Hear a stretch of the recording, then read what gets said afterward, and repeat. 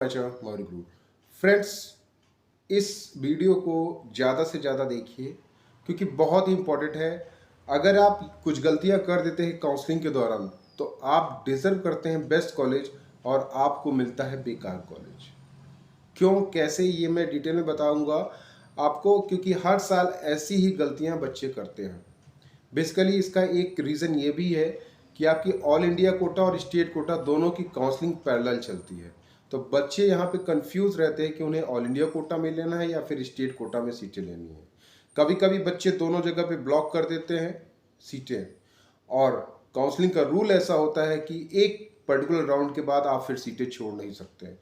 तो ऐसे बच्चे क्या होता है, स्टेट कोटा की सीटों को छोड़ के ऑल इंडिया कोटा में जाते हैं, और ऑल इंडिया कोटा में राउंड 3 में कोई सीट मिल जाती है तो फिर उसको आप छोड़ नहीं सकते, चाहे वो साउथ की हो या नॉर्थ ईस्ट की हो।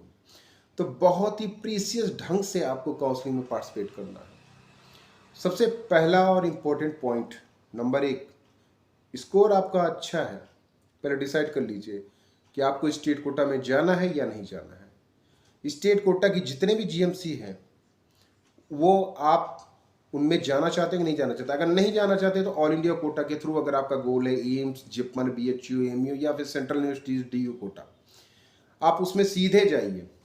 यहाँ पे स्टेट कोटा में सीटें ब्लॉक करने से कोई मतलब नहीं रहेगा। मतलब एक गोल बनाइए आपको कि करना क्या है।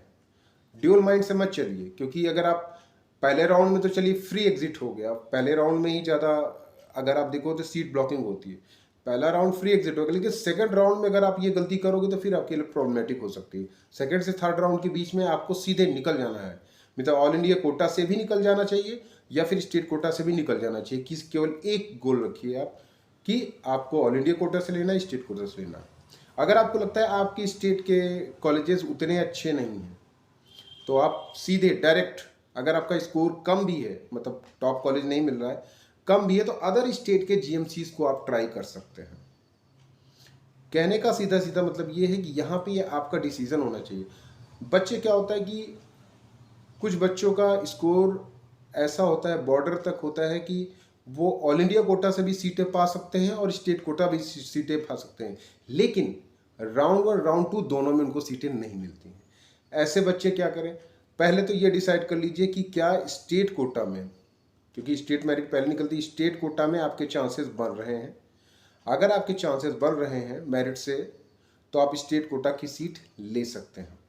ऑल इंडिया कोटा में क्योंकि राउंड 2 तक अलॉटमेंट रिजल्ट आ जाता है, उसके बेसिस पे भी आपको इन्फॉर्मेशन मिल सकती है कि क्या आइडिया लगा सकती है कि क्या आपको कोई नॉर्थ का कॉलेज मिल सकता है अगर आपकी प्रियोरिटी है, या फिर साउथ का कॉलेज या फिर नॉर्थ ईस्ट का कॉलेज।